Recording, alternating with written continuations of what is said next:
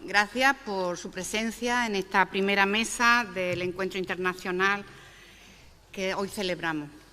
A esta primera mesa, que se le ha denominado la importancia de la industria orujera y la prevención de riesgos asociados al sector, y en la que nos encontramos las 5 personas que veis en esta mesa. Yo voy a empezar a hacer la presentación, empezando por la derecha y en el extremo de la mesa. Se encuentra Joaquín López, ingeniero agrónomo de la especialidad de Ingeniería Rural. Desde 2012, director de la Asociación Nacional de las Empresas del Aceite de Orujo de Oliva, y cuyo objetivo es la representación, además de este sector, en todas las mesas y las instituciones que trabajan en el tema de la alimentación con relación con el aceite.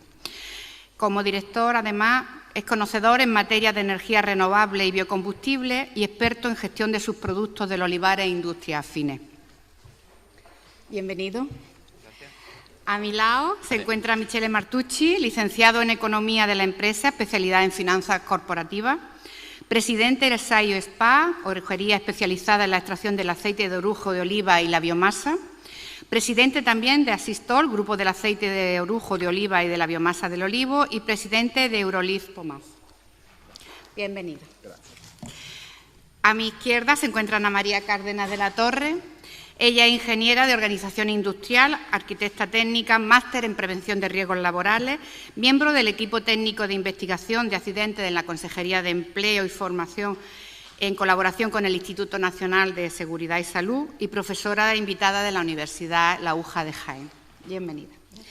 Y al extremo de la mesa nos acompaña también José Antonio de la Cal Herrera, doctor ingeniero industrial, máster en Administración y Dirección de Empresas, socio fundador de Bioliza, una empresa que se dedica a investigar y a ofrecer soluciones en el campo de la valorización energética de todos los subproductos que tienen que ver en el sector del olivar, también forestal, pero especialmente trabaja ahora mismo en el olivar.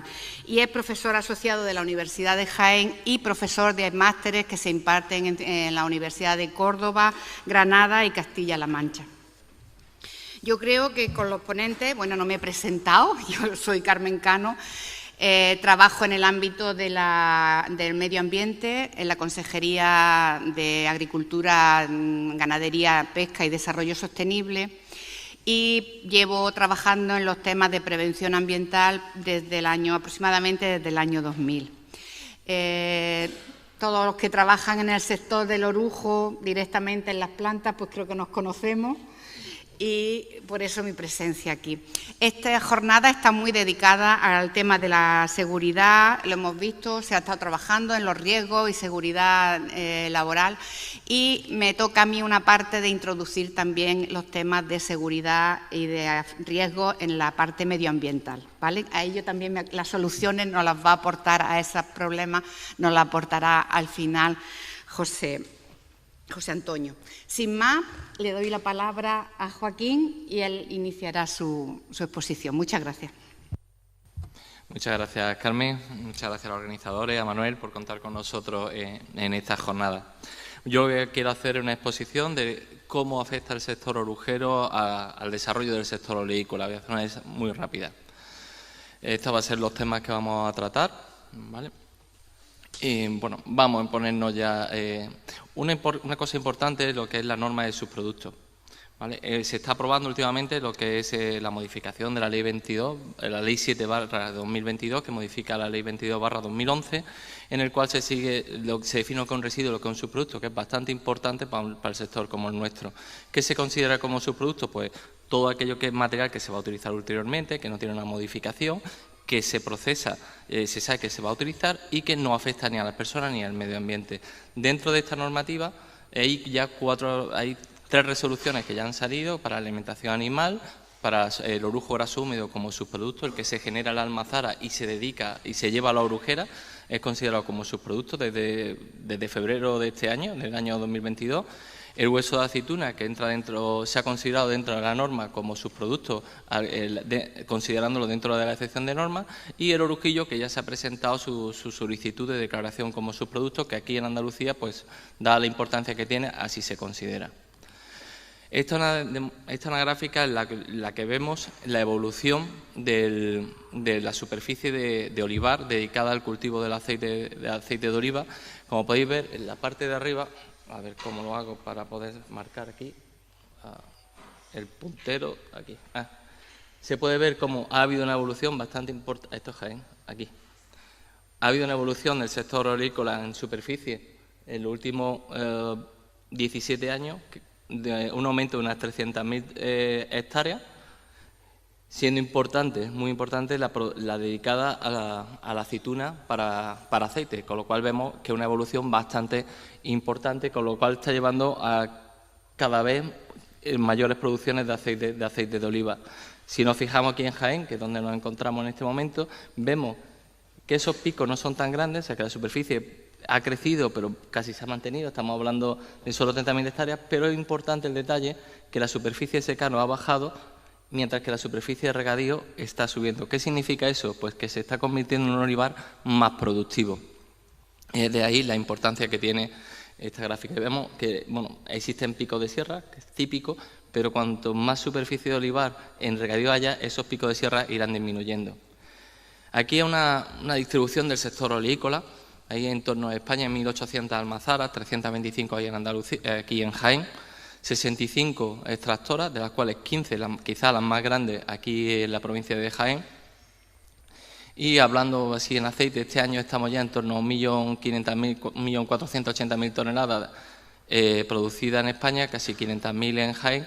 Y ya si nos vamos al aceite de orujo, que es nuestro sector, pues estamos hablando se ha procesado unos 6 millones en España, en el conjunto nacional, y 2 millones aquí en la provincia. 75.000 toneladas lo que se ha hecho en el mes de febrero, son datos a finales de marzo. A diferencia del sector oleícola, que prácticamente ya ha acabado, la producción oleícola está en 1.500.000, no va a haber más. La producción de orujo seguirá aumentando hasta el mes de septiembre, porque nosotros trabajamos todo el año, con lo cual llegaremos a unas 130.000 toneladas prácticamente, 130, 135. Esta es la distribución de las orujeras en España y en Portugal, y más concretamente aquí en la provincia de Jaén, como podéis ver, se encuentran ubicadas en la zona de producción de aceite, ¿vale? Veis cómo la distribución de la orujera pues acompaña a las superficies de olivar. Este aceite de oliva es importante porque, pese a ser los mayores productores, existe un gran desconocimiento del olivar, del aceite de oliva, mejor dicho.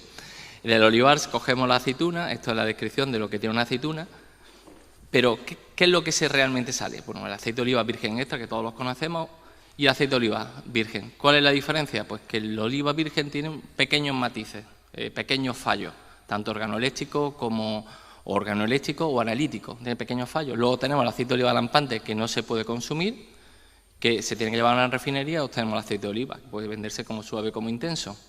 Esa es la parte del oliva, pero es que también dentro de las categorías del aceite de oliva tenemos el aceite de orujo de oliva crudo, que como tal no se puede consumir, pero se lleva a una refinería, igual que el lampante, para obtener aceite de orujo de oliva refinado, que se encabeza con un virgen o con un virgen extra, para obtener aceite de oliva, que es el que tenéis en la botella. Con lo cual estamos dentro de las distintas categorías del olivar, ¿vale? Esta es la producción de aceite de oliva a la almazara, de cómo se hacía con capacho, cuando se pasó al 3 fases, y luego, por último, cuando se pasó al 2 fases. Esto todos lo conocemos, cómo ha sido la evolución de la almazara. Y aquí, en el 2 fases, ¿qué pasó? Pues que el alpechín se incorporó al orujo, y ahora tenemos el orujo graso húmedo, o también considerado como alpeorujo, que es el 80% del peso de la aceituna. ¿Esto qué ha conllevado? Pues que en la siguiente diapositiva podemos ver cómo la evolución del aceite ha sido importante, que esta línea son las gráficas en verde, ha ido creciendo la producción de aceite, pero a partir de la incorporación del 3 fases, el volumen de los orujos ha crecido de forma exponencial. Cada año tenemos que gestionar más orujos. Si lo vemos en la gráfica acumulada por decenio, de 10 en 10 años, vemos cómo a partir de 2010 hasta el 2010-2020 cómo ha crecido brutalmente la cantidad de orujos que tienen que procesar las orujeras, con lo cual es importantísimo el trabajo que hacemos nosotros. ¿Pero qué hacemos nosotros? Bueno, pues como he dicho antes, del olivar se recoge la aceituna, se lleva a la almazara y solo el 20% del peso, o sea, de cada 100 kilos, solo 20 es aceite. Y esto es lo que conoce el 90% de la población, o el 95% de la población. ya nadie más se da por pensar qué es lo que pasa con el 80% restante. Bueno, pues ahí entramos nosotros, los orujeros. El 80% del peso de aceituna va a la orujera, que como hemos visto antes hay 1.800 almazaras y solo 65 orujeras, con lo cual tenemos que recopilar. No somos capaces de gestionar en línea todo lo que nos llega. Entonces se almacena en balsa, el primer proceso es el deshuesado, luego se hace una extracción física, que es como si fuera otra almazara, pero con la diferencia que hay que subir mucho la temperatura como todos sabéis, el oliva virgen extra con baja temperatura es el que se hace a menos de 25 grados. Bueno, pues nosotros en la batidora tenemos que subir a 40, con lo cual se duplican las ceras, pero una forma de extracción. Así obtenemos prácticamente el 30% nada más del orujo que queda en el orujo graso húmedo. Estamos hablando que el orujo graso húmedo tiene un 70% de humedad y en torno a un 2 o un 3% de grasa nada más. O sea que el trabajo que hay en las fábricas es muy grande para lo poco que podemos sacar. Luego, ese orujo con un 70% de humedad se lleva a un secadero. Después del secadero se lleva a una extractora, que es donde utilizamos una extractora química, donde utilizamos hexano, y diréis, voy, por Dios, qué loco, que utilizan hexano. El 97% de las grasas vegetales utilizan hexano. Girasol, colza, palma, aceite de algodón, aceite de maíz, todos esos aceites se obtienen utilizando el hexano. De ahí obtenemos una biomasa desengrasada, que es el orujillo, que en las plantas tradicionales hasta el 50% se utiliza dentro de la propia planta para el secado, en los secaderos, y obtenemos, y las cogeneraciones no lo utilizan, pero lo que se hace es comercializar todo el orujillo que nos sobra como energía verde, o sea, para producción de energía verde en las plantas de generación o para calefacción y demás en grandes empresas. Esto es un secadero donde vemos que entra el orujo graso húmedo, sale el orujo graso seco, el secadero va dando vueltas, entonces se recoge de abajo y cae en cortina a través de aquí y pasa el aire caliente y se va secando. Luego, una vez que lo tenemos, se lleva a extracción química, que estos son los extractores, hace una descripción muy rápida, un extractor continuo, que puede ser descarga horizontal o descarga vertical, que es donde se utiliza el hexano. Luego están los extractores continuos, que son de mayor tamaño. Lo que se hace es una ducha continua y tienen gran problema que o tienen mucho orujo graso húmedo para procesar o no son rentables. Pero estas dos maquinarias son las mismas maquinarias que tienen el resto de los aceites vegetales. Luego hay que llevar una refinación, en esta refinación con su operación, cointerización, decoloración, desodorización, almacenamiento, todo eso es lo mismo que se hace para el aceite de oliva y en ese proceso pues se obtienen una serie de subproductos que son las grasas y las pastas de refinación, que ahora veremos que también tienen su utilización. Entonces, de la aceituna prácticamente todo lo que tenemos se utiliza. Como podemos ver aquí, esto es lo que tiene una aceituna, todo lo que sacamos de una aceituna. El aceite de orujo, agua de vegetación, 48%, que lo evaporamos, el aceite de oliva, que es un 20% nada más, el hueso y el orujillo, que está compuesto de pulpa, piel y muy poquito de hueso. Con lo cual, el aceite de orujo procede de la aceituna, con la única diferencia del momento y el método de extracción. Esa es la diferencia con el resto de los aceites. En esta gráfica, esto es del estudio de valor de la cadena de orujos, donde podemos ver que el 40% de los ingresos de las orujeras depende de la venta de la biomasa que vamos obteniendo, lo cual es bastante importante para nosotros poder comercializarla. Biomasas que obtenemos, el hueso de aceituna, aquí en Jaén en torno a 148.000 y el orujillo con 500.000 toneladas, 540.000, que es lo que se produce aquí de media en Jaén. Diferencia, el hueso de aceituna tiene 4.500 calorías frente a las 4.000 del orujillo. El hueso de aceituna tiene una ceniza en torno a un 2 o un 3%, mientras que el orujillo tiene en torno a un 6 o un 8%. Y el orujillo tiene un 10% de humedad, más o menos entre un 10 y un 12%, mientras que el hueso tiene en torno a un 14 o un 15%. Estas son las características del orujo. Esto es la pulpa de aceituna que la sacamos. Muy rápido. También tenemos ceniza y orujillo. Las cenizas sirven para hacer compost. O sea, cuando quema el orujillo en el secadero, lo que obtiene esta ceniza se puede utilizar para hacer compost, para hacer abonos químicos. También se sacan pastas de refinería y ácidos grasos, que son para la alimentación animal y para cosméticos, para lo que se utiliza. Y esta gráfica es importante porque aquí podemos hacer una descripción muy rápida de lo que es el sector. A ver, Casi 7 millones es la media de la envolturada de las últimas 5 campañas, 1.370.000 es la media de producción de aceite de oliva de España. El 80% del peso de la aceituna va a la orujera, donde lo evaporamos, obtenemos aceite de orujo, obtenemos huesos, tenemos orujillo, obtenemos ceniza, obtenemos pulpa, todo eso tiene un mercado, todo eso se utiliza, pero es que además cuando se lleva a la refinería también obtenemos las pastas de refinación. Cuando nosotros acabamos, en conclusión, no queda nada. De la aceituna se ha valorizado todo el subproducto, todo el peso de la aceituna se ha valorizado en la orujera. Con lo cual, el sector orujero, gracias al sector orujero, se produce un subproducto, se valoriza todo el subproducto del olivar de una manera eficiente y medioambientalmente sostenible, que es lo importante. Cuidado de los acuíferos de la tierra labor, valorización de todos los subproductos, generación de riqueza y puestos de trabajo, porque trabajamos todo el año, sin coste para el agricultor y industria orujera igual a cero residuos. Con lo cual, es una economía circular gracias al trabajo que se hace en el sector orujero. Muy bien, muchas gracias, Joaquín. Madre mía. Bueno, Joaquín nos ha enmarcado perfectamente el sector del orujo a la industria dentro de la economía circular ahora mismo, ¿vale? Eso es lo que pretendía. Lo ha dejado muy claro. Bueno, a continuación le damos la palabra a Michel. Muchas gracias por la invitación. Intento ringraziare la organización y el director Manuel Soriano Serrano. Muchas gracias. Soy Michele Martucci, soy el presidente del Euro-Olive Pomas. Euro-Olive Pomas es la Federación Europea de la unión de todas las asociaciones más importantes que tenemos en orujerías. ANEO, ANIDA, ANEO en España, ANIDO en Portugal, SPEL en Grecia y Acitol en Italia. Soy el presidente de Acitol y también tenemos la misma dirección para ir para el extractor y para hablar de aceite de orujo de oliva. Claro que Joaquín ha explicado toda la importancia que tiene la empresa de extracción de aceite de orujo de oliva.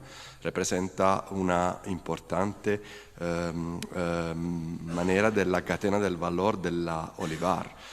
Nosotros trabajamos el 80% de lo que se produce, de lo que produce el almazar. Claro que cuando hemos hecho la Federación Euro-Olive Pomas hemos tenido diferentes idiomas. ANEO aquí representa el 90% de la industria, 90-95% de la industria de la extracción. En Acitol también, en SPEL en Grecia un po' meno, pero con los mismos problemas. El problema son como es el orujo 2 fases, 3 fases, depende de dónde estamos. Claro que aquí en España tú tienes mucha importancia tiene el olivar, seguramente más que en Italia y en Grecia. Claramente el desarrollo sostenible y también el medioambiental son temas muy importantes y donde se entiende trabajar en la misma dirección. El reconocimiento y la valorización del sector es fundamental. Claramente la extractora es una finca, un momentito muy importante de la cadena del olivo, porque sin extractora no hable de olivar, no hable de aceituna, no hable de aceite. Ahora estamos en la capital del aceite y claramente la extractora son muy importante. Lo sé que el problema que tenemos nosotros es que no conocen nada. En Italia y también en España, si hablamos de aceite de orujo, todo habla de aceite de oliva, pero orujo no se conoce bien. Claro, porque el aceite de orujo se produce poco, 2%, 2,5% contra el 98%. Pero la calidad que tenemos y la calidad que se puede hacer es más. Porque claro que estamos hablando de un aceite de semilla, pero una semilla que viene de la oliva. No es una semilla del maíz o una semilla de girasol, es una semilla. Claramente el oliva y todo es como pequeños hijos del olivas. La federación necesita de defender, de hablar de la consecuencia que tiene en el medio ambiente y la economía circular que se puede desarrollar attorno all'orujo y también a la oliva y al mundo del olivar. La cosa que entendemos hacer seguramente es cercar investigación, hacer un utilizo mejor, reducir el costo ambiental, los ahorros de los CO2, en ejemplo. Son todo cosas que nosotros conocemos muy bien. ¿Cómo? Conocemos muy bien los riesgos que están, ¿no? Cuando hablo hoy de seguridad sobre el olivar, para nosotros que somos industrias, pero hablamos con el olivar, hablamos con el agricultor, conocemos los riesgos que tenemos, los riesgos que son el fuego, los riesgos que son el solvente, el hexano y también la calderera o todo lo que hace una orujería. Claramente, conociendo los riesgos, nosotros estudiamos cómo hacer, cómo reducir el riesgo del fuego, del hexano, del vapor, del humo, de la logística, del almacenamiento, el ejemplo. Son todos riesgos que nosotros creamos, que conocemos con la experiencia y claramente tendremos a reducir con el conocimiento. El conocimiento es fundamental. Claro que la cosa que se puede hacer claramente es cuando tú tienes un riesgo, reducir especializándose. Con la especialización tú conoces la capacidad y conoces cuáles son los riesgos y lo reduce. Como Federación Europea nosotros entendemos explicar, pedir ayuda pública, ayuda europea para hacer cursos de información, cursos para entender los riesgos y la reducción. Claro, una cosa final que puedo decir cuando hablamos de extractora europea es que, especialmente ahora con una guerra que está en el este de Europa, que si vamos en la misma dirección puede ser la energía, la cogeneración y la reducción de la defensa de la biomasa que nosotros producimos de las otras. Esto es importante, porque como ha mostrado Joaquín, cuando tú tienes un producto que tiene una buena cantidad de kilocalorías, como puede ser el hueso, claro que tú haces energía y sobre todo tú lo vendes. Pero cuando tú tienes orujillo, que es la cantidad más importante que se produce, la cosa mejor es la autoproducción y es también la reducción de dependencia del petróleo, del gas y todo lo que Italia, España, Grecia y Portugal compramos de afuera. Nosotros lo tenemos y tenemos cómo utilizarlo en la mejor manera, en la reducción de riesgos y también con el medio ambiente. Esto es lo que entendemos hacer en manera mejor. La Europa para mí es una región, no es tantas diferencias. Sobre todo cuando hablamos de humo, cuando hablamos de medio ambiente, el medio ambiente es uno solo. Muchas gracias. Gracias.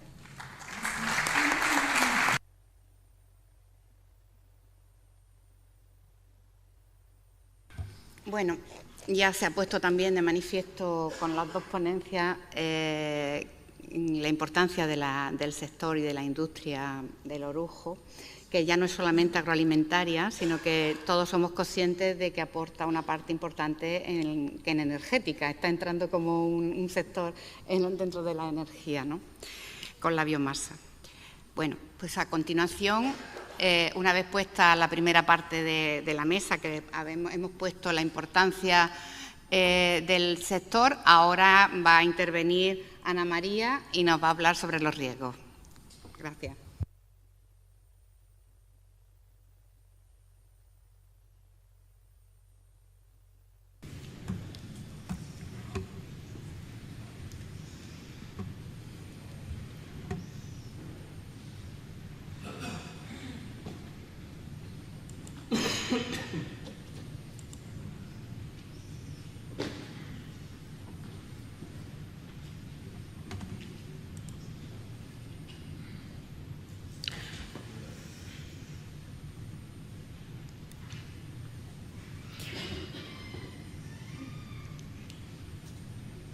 Bien, este es un pequeño homenaje que quiero hacer personalmente a nuestra tierra, recordando que Jaén quiere ser candidata al Patrimonio Mundial de la UNESCO.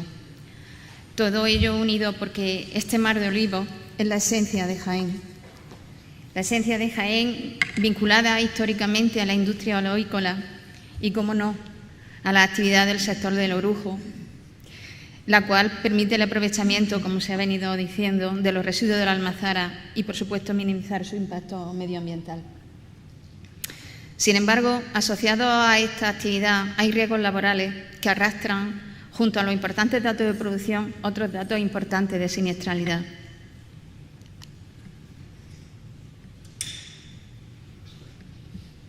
Abundando en los datos que hasta este momento estamos manejando, en España se produce el 59% del aceite en el mundo. En Andalucía se produce el 48% del aceite de orujo. La producción de aceite de orujo en Andalucía supone aproximadamente el 90% del aceite que se produce en España. Datos sin duda muy relevantes.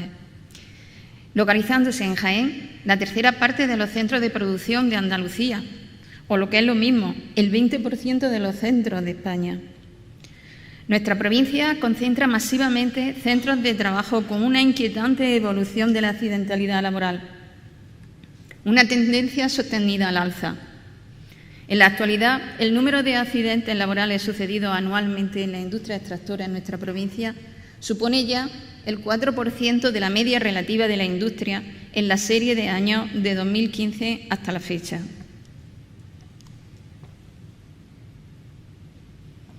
Como único antecedente al conocimiento del sector en materia de prevención, hay un estudio particular denominado Normas para la mejora de las condiciones de trabajo en el sector, que fue publicado por el Centro de Seguridad e Higiene en el Trabajo. Esta campaña se realizó durante el año 92-93. El entorno legislativo del momento, en primer lugar la Directiva 501 del año 82, fue la primera norma que regulaba la actividad industrial de alto riesgo, relacionada con el uso y almacenamiento de sustancias tóxicas en aquel momento. No había nada más que otro Real Decreto del año 88 que hablaba de accidentes graves. Este Real Decreto vinculaba la actividad orujera con sustancias peligrosas, tóxicas o inflamables y hablaba de la obligación de establecer las medidas de autoprotección necesarias para prevenir esos accidentes y los daños a las personas y al medio ambiente. Pero fue mucho más tarde, en el año 97, cuando la actividad que se desarrolla en la orujera fue clasificada como peligrosa. En este estudio, que aborda la explosión como riesgo potencial por la presencia de hexano y por la presencia de polvo de orujo, se puede observar en uno de sus párrafos cómo los autores advierten que existen concentraciones explosivas para el polvo de orujo en las orujeras de aquel momento y que dicha sustancia no era identificada como sustancia peligrosa. Asimilándola en algunas circunstancias a la presencia del hexano, estos autores de aquel año señalaban la falta de regulación específica. Mis antecesores, mis compañeros del Gabinete de Seguridad e Higiene, obtienen unos resultados verdaderamente alarmantes. El 30% de las empresas no tenían el riesgo de explosión controlado.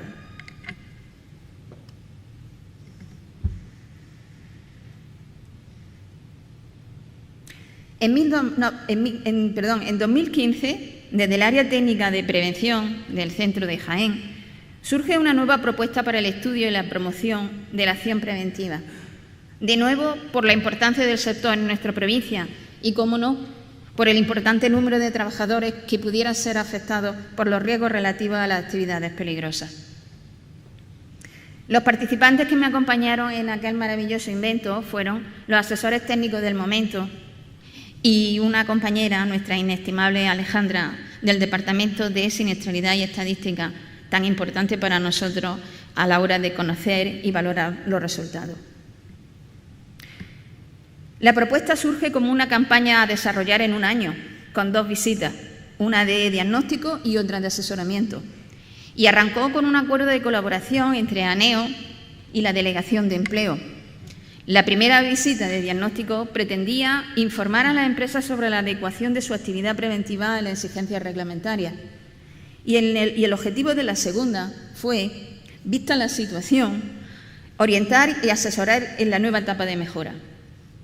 Sin embargo, al finalizar las actuaciones de asesoramiento, se acordó un nuevo planteamiento entre ANEO y la Delegación de Empleo para extender esta campaña durante un año más con el fin esta vez de impulsar las actuaciones en proceso.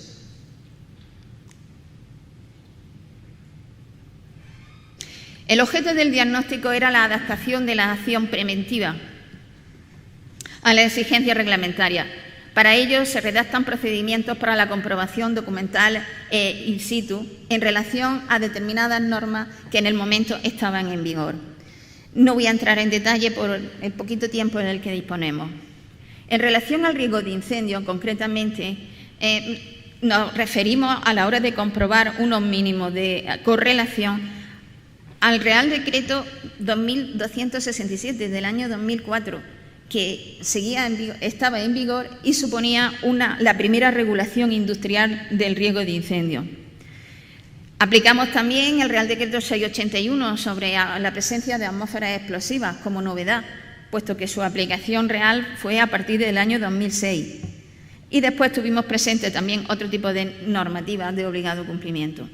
Sobre la formación, chequeamos las recomendaciones del Instituto Nacional y para la valoración del grado de implantación nos apoyamos en el nivel de prioridad de las medidas pendientes de implementar en cada empresa, así como la existencia de procedimientos para la integración de la planificación en un sistema general de gestión de la empresa.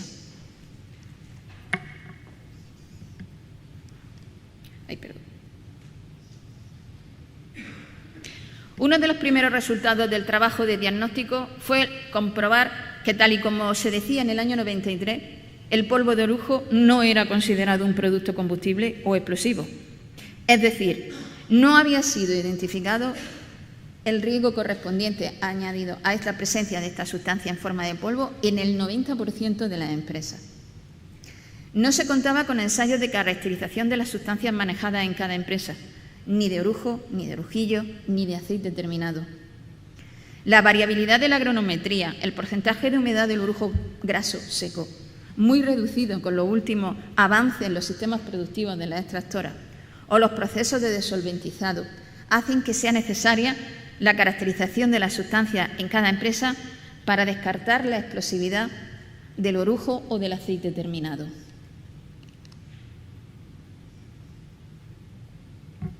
La cantidad inhalada de un agente nocivo como el hexano va a depender fundamentalmente de la concentración ambiental, el tiempo de exposición y el esfuerzo físico del trabajador.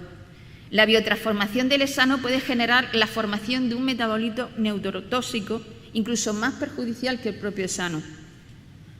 En muchas de las hojas de datos de seguridad encontramos información referida solamente a los efectos de la exposición de corta duración. Sin embargo, ante la exposición prolongada o repetida, el hexano puede afectar a los sistemas nerviosos periféricos, dando lugar a neuropatías. La experimentación animal muestra que esta sustancia posiblemente causa efectos tóxicos en la reproducción humana. Y sobre este asunto, lo único que se dice es que no hay datos relevantes. En el día a día de la práctica de los trabajadores, para identificar el riesgo, es guiarse por el olfato. Pero no hay que olvidar que para que la detección olfatoria de un elemento tóxico tiene que estar en relación al nivel de umbral olfativo. Y me explico. Es necesario que exista un margen de seguridad entre este umbral olfativo y las concentraciones que pueden dar lugar a riesgos para la salud. Los valores límites admisibles para el hexano en jornadas de exposición medias de 8 horas es de 20 partes por millón. Sin embargo, el umbral olfativo está en 130 partes por millón. No parece un método adecuado para identificar el riesgo. Por otro lado, en nuestra visita observamos el sistemático olvido de la evaluación de la exposición en los puestos de trabajo de laboratorio. Los resultados del trabajo de diagnóstico sobre la evaluación informaron que el 42% de la empresa no tenía evaluado el riesgo. La normativa de seguridad industrial debe considerarse como una herramienta fundamental a la hora de evaluar los riesgos que pueden generarse en cualquier instalación o por cualquier instalación. Su correcto cumplimiento constituye una primera garantía para el titular de que dicha instalación es segura para el trabajador, siempre que se utilice en relación a lo previsto por el fabricante o el instalador y sin perjuicio de otras condiciones de trabajo. El punto de partida de estas revisiones fueron la puesta en servicio y luego el nivel de mantenimiento, revisiones y inspecciones a las cuales estaban sometidas las instalaciones vinculadas a estas sustancias peligrosas. Con respecto al riesgo de incendio, el artículo 20 nos invita a cumplir con la exigencia de que todos los empresarios cumplan con la necesidad de tener previsiones al respecto de la emergencia. Para los casos de centros de trabajo donde se desarrollen actividades peligrosas, será necesaria la aprobación por parte de la autoridad competente de un plan de autoprotección en el que se defina la organización y el conjunto de medios, procedimientos de actuación, etcétera, con el fin de garantizar la integración de las actuaciones previstas para la prevención de accidentes graves y moderar sus consecuencias. Con las actuaciones del Servicio Público de Protección hay que generar la coordinación para evitar efectivamente que estos accidentes tengan una índole centro de trabajo supramunicipal en algunas situaciones. La normativa establece unas cantidades umbrales de almacenamiento de sustancias peligrosas como el hexano. Para delimitar su ámbito de aplicación, en este caso contamos con cantidades verdaderamente muy asequibles para cualquier punto de almacenamiento de cualquier extractora. El 28% de la empresa había determinado la peligrosidad del almacenamiento, pero no contaban con el plan de autoprotección. Pero no basta con disponer del documento de plan de emergencia o plan de autoprotección, según los casos, sino que hay que tener una estrategia para su implantación. Y para ello podemos contar con un método o con un instrumento imprescindiblemente eficaz, como puede ser un plan de formación, entrenamiento y de simulacro. No encontramos empresas que contaran con este instrumento. Ana María, perdona, resumiendo. Tengo el control. Las recomendaciones del Instituto al respecto vienen determinadas según las funciones del puesto. La formación en estos centros de trabajo es especialmente sustancial, la importancia y la especificidad. Al margen de la formación exigida por el artículo 19, teórica, práctica, en las labores, en las funciones, en las tareas, el personal técnico que esté relacionado con los documentos de protección debe ser máster preventivo. Y el personal que realiza funciones relacionadas con la supervisión, nivel básico, al menos, siendo el nivel intermedio imprescindible para las labores de coordinación. La planificación de la actividad preventiva es el documento en el que se planifican actuaciones que debe aplicar cada empresa con el fin de eliminar, controlar o reducir los riesgos identificados en la evaluación, señalando un orden de prioridades en función de su magnitud y el número de trabajadores afectados. El seguimiento y el control de la adopción de las medidas no es suficiente. Es necesario aplicar procedimientos para comprobar esa eficacia. Además, la planificación debe estar integrada en el sistema general de gestión de la empresa. Los resultados de nuestra campaña nos informaron que solo el 35% de las empresas habían implantado el nivel superior de prioridad de las medidas planificadas.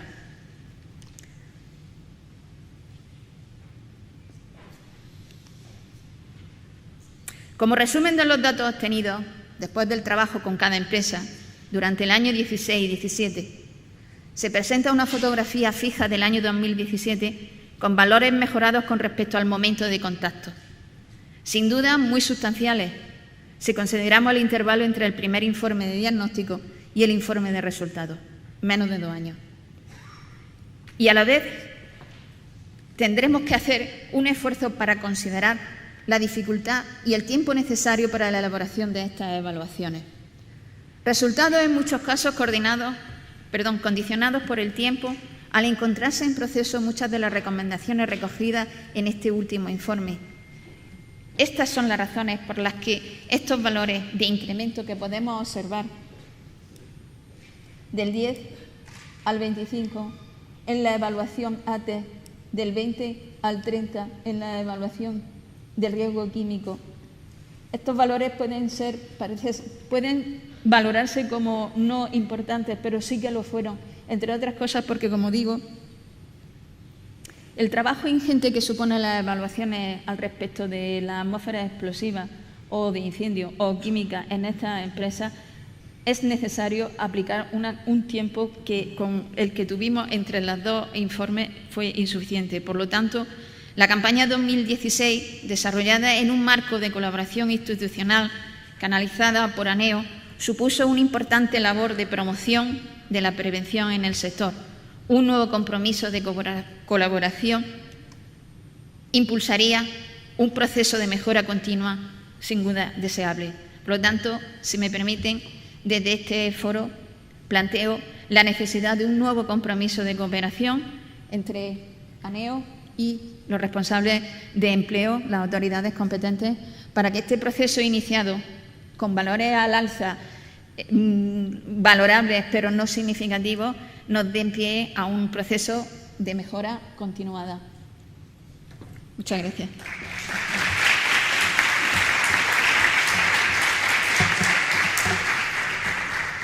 Gracias, Ana María. Bueno, pues ahora voy a intervenir yo, introduzco la parte de riesgos medioambientales. No sé si tienen ya preparada la exposición, la mía. Ahora, perfecto. Bueno, aquí ya se ha hablado de la importancia del sector, de que está como una industria perfectamente integrada en la economía circular, que es en la que ahora nos dirigimos y en la que se está haciendo un esfuerzo desde el punto de vista legislativo y yo creo que también adaptándonos a esa legislación desde el punto de vista de adaptación.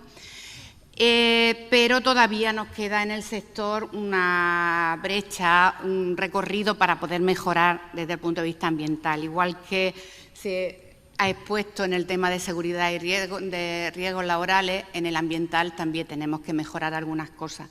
Y no voy a decir que no, ya se ha empezado, ya tenemos modelos que nos dicen que estamos por el buen camino, pero habéis visto la concentración de industrias del sector que tenemos en la provincia de Jaén, que es muy importante, y todas deberían de avanzar en la misma dirección.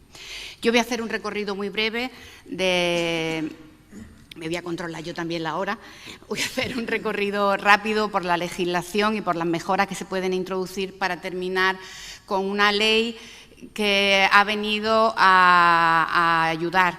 No creo que venga otra cosa, sino que ayudar a mejorar, que es la Ley de Responsabilidad Ambiental, y que ya veréis que a la hora de analizar los riesgos que tienen para el efecto medioambiental coinciden casi los mismos con los riesgos que tenemos para la seguridad de los trabajadores.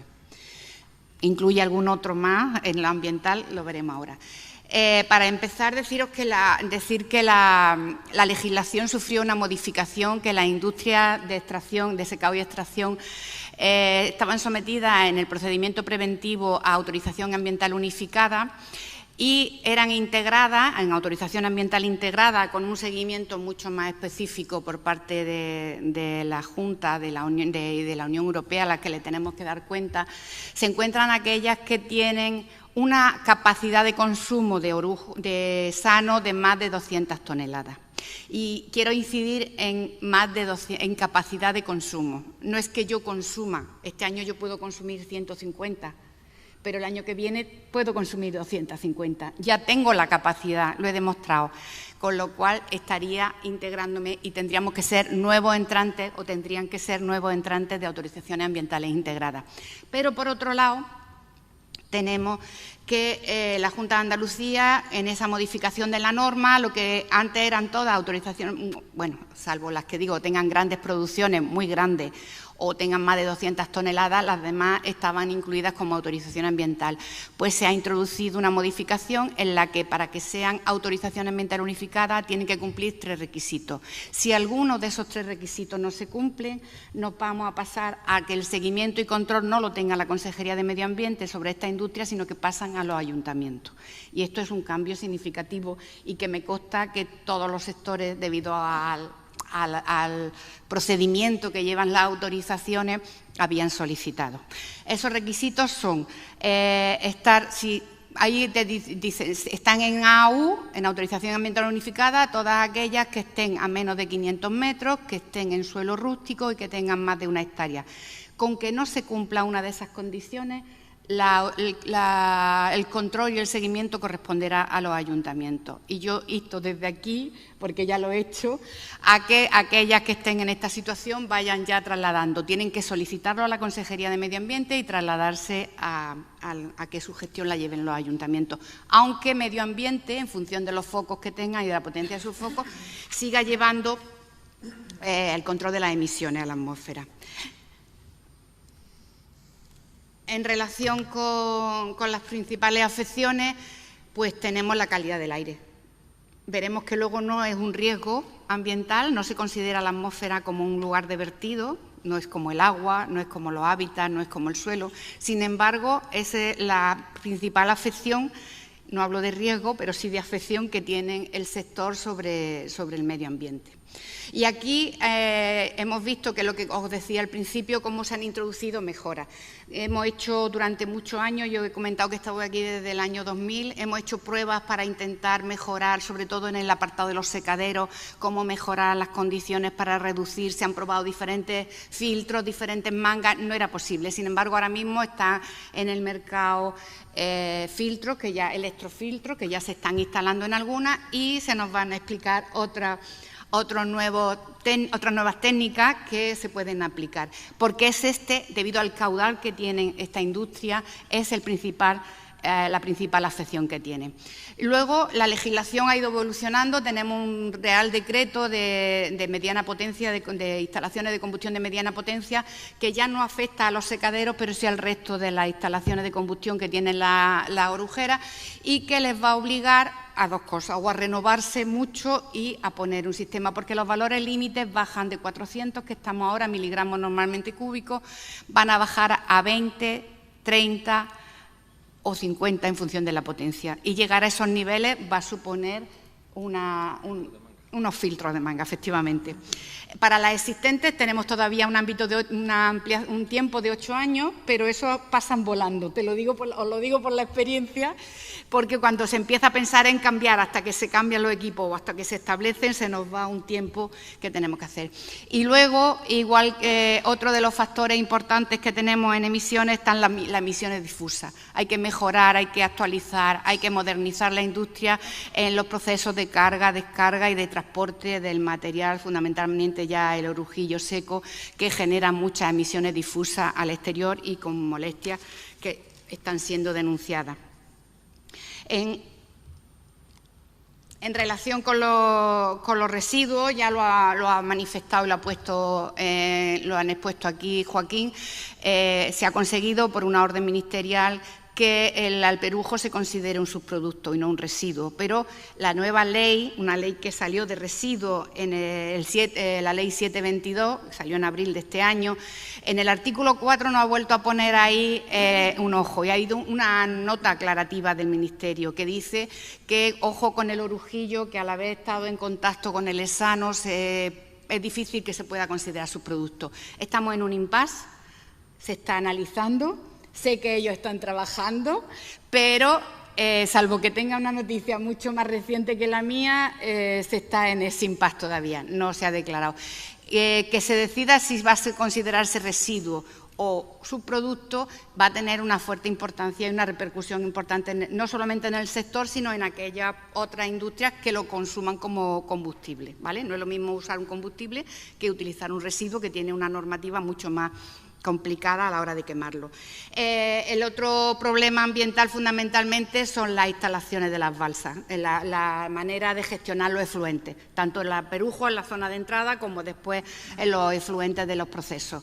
Se ha derogado también recientemente el decreto que teníamos de balsas, por el cual Agricultura llevaba el control y la autorización de las balsas, con lo cual vuelve a pasar a Medio Ambiente ese control. Y lo único que tenemos es que mejorar, y aquí la mejora la propongo porque hasta ahora se han puesto piezómetros para el control, se ponían piezómetros agua arriba y agua abajo, cuando eso realmente no lo hemos estado haciendo así, sinceramente, sino que se ponían por encima o por debajo de la balsa. A estos controles, a esta red piezométrica, hay que acompañarla de un estudio hidrogeológico que nos diga qué es aguas arriba y qué es agua abajo, que no es por encima y por debajo, sino cómo se está comportando esa masa de agua. Y luego hay un apartado que introduce la ley de evaluación ambiental, la ley estatal, que es la evaluación de la vulnerabilidad. Y la vulnerabilidad sabemos todos dónde están. Son los riesgos por accidentes graves, pero también en el caso de que haya hay que ponerse en el supuesto de que haya una catástrofe. Entonces, aquí la vulnerabilidad la tenemos fundamentalmente con las balsas y con el tema del hexano. Tendremos que estudiar mucho más detallado dónde vamos a ubicar esas balsas a partir de ahora y cómo vamos a manejar los tanques de combustible.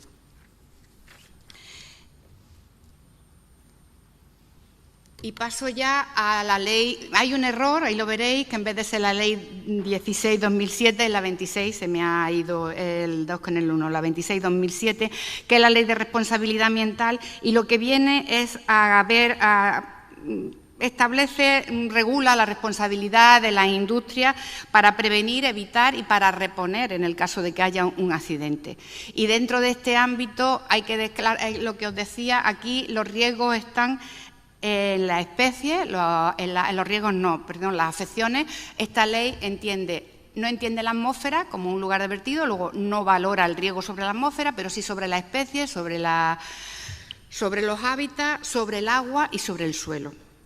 Y establece que las industrias que estén afectadas, y en este caso las industrias agroalimentarias están afectadas siempre y cuando estuvieran por la cantidad de hexano en IPPC o por la potencia de combustión en IPPC, o estuvieran afectadas por Seveso, por los productos peligrosos que mantiene, están incluidas dentro del procedimiento.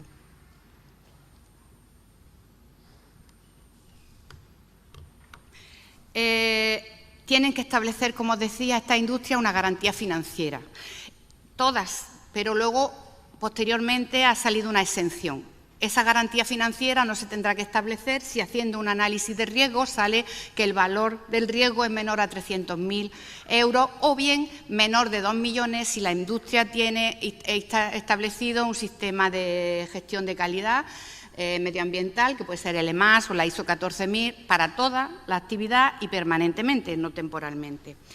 Este análisis, el Ministerio, y para quienes queráis, yo os invito a que veáis la documentación que hay en la página web del Ministerio de Transición Ecológica, es bastante buena, ahí están los documentos, y ha elaborado documentos en los últimos años en los que lo ha hecho en función de los sectores y de las actividades. En el caso de la industria agroalimentaria y en el caso para las orujeras, lo que ha establecido es un modelo de informe de riesgos ambientales que está hecho, y luego hay una serie de herramientas para que el sector se pueda valorar sus propios riesgos. En base a ese riesgo se establece la garantía financiera.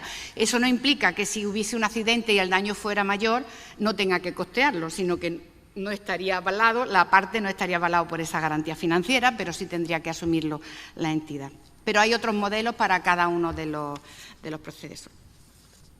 Y luego, por último, reseño, espero que se vea ahí porque ahí lo veo muy pequeñito, cuáles son los riesgos fundamentales y las causas más comunes de los riesgos dentro de la orujera. Y aquí lo tenemos en derrame, que era lo único que no se exponía en los riesgos de trabajo. Están los derrames en la gestión de todos los fluidos en general, y no solamente eso, sino también de la materia, del producto, del aceite. Está en la explosión, no solamente en la explosión por el hexano, sino también, como bien se ha dicho, en la existencia del polvo, de material particulado en zonas cerradas, en todo ello, y luego por incendios, por incendios tanto del combustible como del hexano o como por la propia maquinaria en una chispa y en un momento determinado. Y, por supuesto, siempre está el error humano, pero eso lo tenemos asumido. Yo he hecho una visión muy general y espero que les pueda servir. Muchas gracias.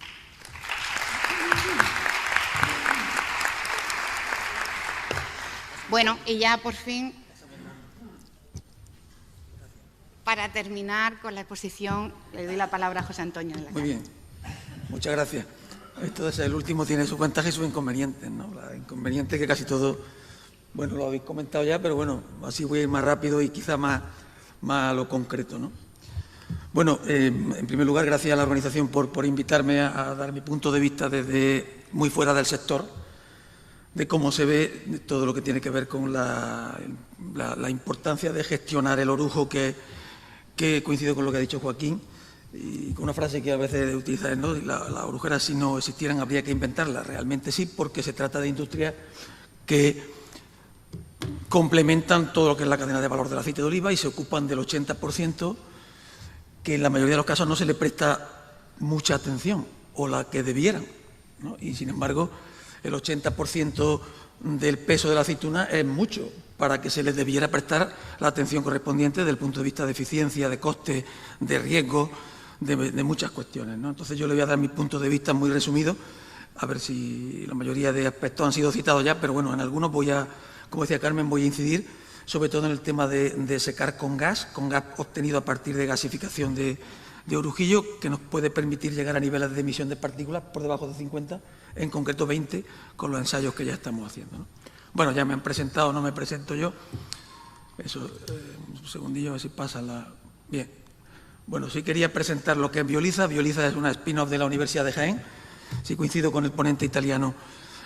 Muchas veces él ha dicho reducir riesgo desde el conocimiento o con el conocimiento. Bueno, pues lo que nosotros intentamos es trasladar el conocimiento al sector de la bioenergía, al sector oleícola, porque el sector oleícola es productor de biomasa, pero el productor de biomasa, yo diría, incluso por encima del forestal, no sé hasta qué punto el más importante. Entonces, trasladar ese conocimiento. Entonces, es una spin-off, es una empresa basada en el conocimiento, donde lo que hacemos es desarrollar soluciones para valorizar los subproductos de una manera eficiente, incluido la gestión de los riesgos, pero muy tecnificada o muy basada en tecnología emergente. En este caso hemos puesto el foco en la gasificación, porque la gasificación es una tecnología versátil, eficiente, modular, competitiva, escalable, puede ir de poca potencia, 400, 500 kilovatios, 200, hasta megavatios. Te puede permitir usar el gas para un uso térmico, para generación eléctrica en un motor o incluso para producir hidrógeno, ¿no? Entonces creemos que ese era el foco, no sé si lo habremos acertado o no, pero por lo menos lo hemos puesto ahí y estamos intentando trasladar ese conocimiento al sector oleícola, fundamentalmente al extractor, con una propuesta de valor muy centrada en la bioeconomía, lo que comentaba Joaquín. Yo creo que no podemos dejar pasar el carro de la bioeconomía, porque hablamos de competitividad, todos nos interesan reducir costes en nuestras empresas. Hablamos de autosuficiencia y con esto de la guerra, lo comentaba antes con Carmen, muchas empresas ya no nos llaman por el coste, ya nos llaman por la preocupación de la garantía de suministro, en el caso del gas. Ya el coste, por supuesto, que es un factor de complejidad y de rentabilidad, pero ya el problema es la autosuficiencia. Y nosotros tenemos biomasa. La biomasa es una fuente de energía renovable y gestionable, a diferencia de la solar o la eólica.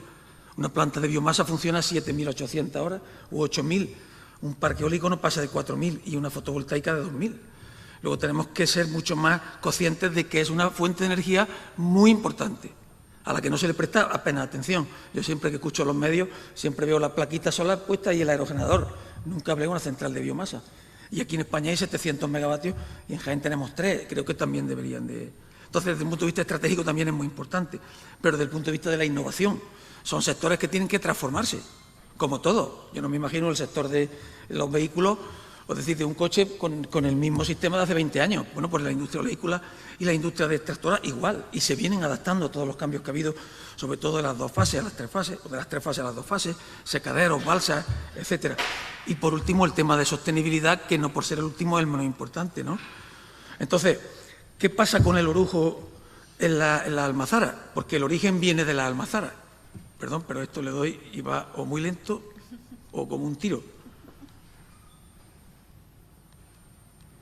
¿Qué pasa con el orujo en la almazara? Porque el origen está en la almazara.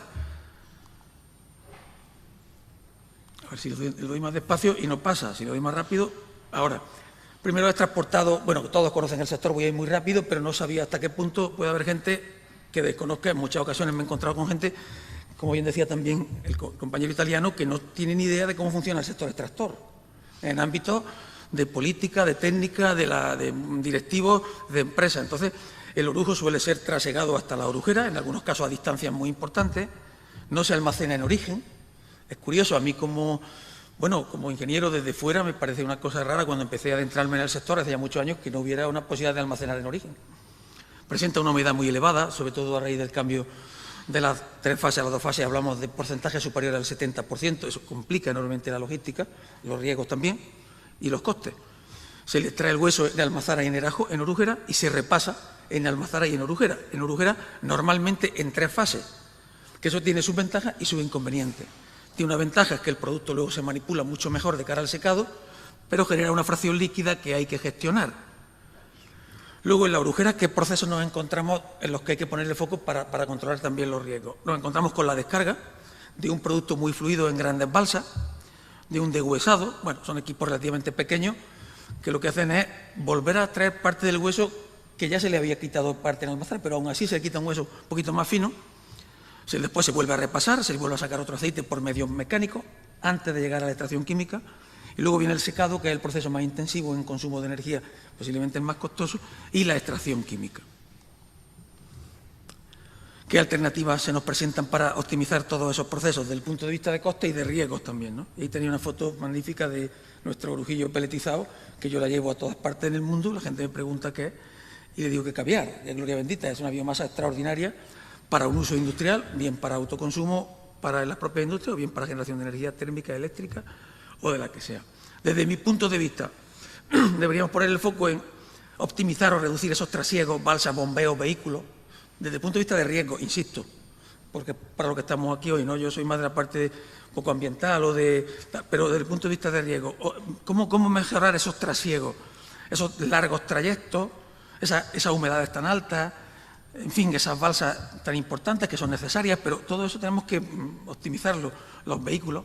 Luego el secado, el secado es fundamental. Ahí tenemos que centrarnos en utilizar energías residuales si podemos y en reducir partículas que se pueden reducir con los filtros o utilizando, en este caso, gases renovables como el biometano, el biogás o el gas sintético o sin gas, que es el que nosotros trabajamos. Y, por supuesto, valorizar todos los subproductos, aguas residuales, orujillos, todos, como eso ya lo explica Joaquín, no se desperdicia absolutamente nada. Es un sector absolutamente, como se diría, con el cerdo, ¿no?, donde se aprovecha todo. Bueno, pues yo doy fe de ello que se aprovecha absolutamente todo, pero hay que intentar aprovecharlo con el mayor valor añadido, no aprovecharlo con lo mínimo por quitarnos el problema de encima, no. Igual que al aceite han sido capaces de llegar a niveles de calidad, de excelencia altísimos, porque no se pueden llegar con los subproductos y competir realmente con el gas natural o con los combustibles fósiles, desde el punto de vista energético, que esos son nuestros rivales. Yo siempre que hablo en cuestiones de formación de biomasa energética, que es donde me suelo mover, digo, no, la gente de la biomasa, nuestro enemigo es el gas natural, no nos equivoquemos. Y para eso hay que competir en calidad también, en contenido en ceniza, etcétera. Entonces, ejemplos de valorización del orujillo absolutamente eficientes, competitivos y contrastados industrialmente con tecnologías, con TRL prácticamente de 10, es decir, muy superiores a los niveles de investigación. La combustión, en la que se obtienen gases y cenizas y energía eléctrica, tenemos casos de San Miguel, de Cristóbal, de energía de la Loma, Andújar o la planta de Linares. Pirólisis, donde hay ejemplos también en la provincia de obtención de un biochar, que es un carbón vegetal que va a tener un futuro extraordinario por la gran capacidad que tiene como sumidero de CO2, de retención de agua, etcétera, etcétera. También energía térmica y bioaceites. Y luego está la gasificación, donde se puede obtener gas sintético, biochar, energía térmica, energía eléctrica, hidrógeno, etcétera. Hacia ahí es donde tenemos que tender. Es decir, hacia valorizar nuestros subproductos para que de una manera competitiva reduzcamos riesgos y vayamos hacia productos de enorme valor añadido. Igual que se ha hecho con el aceite o que se hace con cualquier otro material, ¿no? No nos podemos quedar con la combustión básica o con los sistemas primarios. Tenemos que, teniendo en cuenta que tenemos la biomasa, que es una fuente de energía renovable que puede competir con el petróleo, hagámoslo bien, reduciremos riesgos, optimizaremos costes, seremos más competitivos, diversificaremos y también protegeremos el medio ambiente, ¿no? Porque eso también, al final, es una reducción de emisiones. Entonces, para terminar, ¿cuáles son mis conclusiones? La industria orujera es clave en la cadena de valor del aceite de oliva, fundamental, y creo que ha demostrado, con el paso del tiempo, ha ido adaptándose a los cambios, a pesar de que todavía hay mucho camino por recorrer en temas de emisión de partículas, temas de optimización de secado, en muchos temas de almacenamiento, etcétera. Es necesario optimizar todos esos procesos para reducir riesgos y mejorar esa competitividad en la industria, fundamental, y no hay que asustarse de esas chimeneas que vierten esos penachos de vapor de agua, porque muchas veces lo que contamina es lo que no se ve. Eso es vapor de agua en su mayor parte, sí es cierto que puede arrastrar, no debiera algún otro elemento, pero fundamentalmente no debe asustar porque el 70% de agua que va en el orujo tenemos que sacarla por algún sitio. Y desde el punto de vista de la termodinámica, la masa ni se crea ni se destruye, solo se transforma, o sea que esa agua hay que quitarla. O la quitamos de una manera o la quitamos de otra. Pero hemos de quitarla porque si no el proceso de extracción química no se podría realizar y se realiza con un secado. Entonces no tenemos que tenerle miedo, lo que tenemos que cumplir las normas, como ya se ha dicho aquí, con los elementos correspondientes y con las tecnologías que el mercado nos ofrezca, como en el caso de la gasificación o con los correspondientes filtros, etcétera. Y ya termino con un proyecto de gasificación que hemos desarrollado para aceite de Guadalentín, en Pozo Alcón, que tiene su autorización ambiental y en el que lo que gasificamos es ese pellet de orujillo que ahí ponía, lo convertimos en gas. Ese gas lo limpiamos, lo introducimos en 2 motores de 500 kilovatios y generamos energía eléctrica y térmica para la propia industria. Y estamos haciendo ensayos para muchas industrias de utilizar ese gas en secaderos de orujo con resultados tremendamente satisfactorios. Así que muchísimas gracias por todo, ¿no?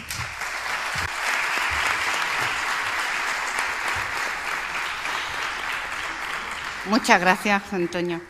Bueno, él ha dado la puntilla, ¿no? A mí yo ver estos proyectos y me ilumina, me parece estupendo porque nos quitamos muchos problemas de encima todos.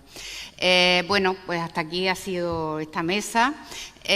No tenemos tiempo para preguntas porque si no nos metemos en el tiempo de la mesa siguiente. Lo que sí les digo es que si alguien tiene alguna duda, quiere alguna pregunta, nos la puede hacer a los ponentes ahora, después, o bien en el mismo correo que se les ha estado enviando la información, pueden presentar las dudas, preguntas o lo que quieran y se nos hará llegar y se les responderá. Y luego cada uno en el ámbito de nuestro trabajo, pues estamos en nuestras administraciones y en nuestras organizaciones y disponibles para lo que se necesite. Muchas gracias.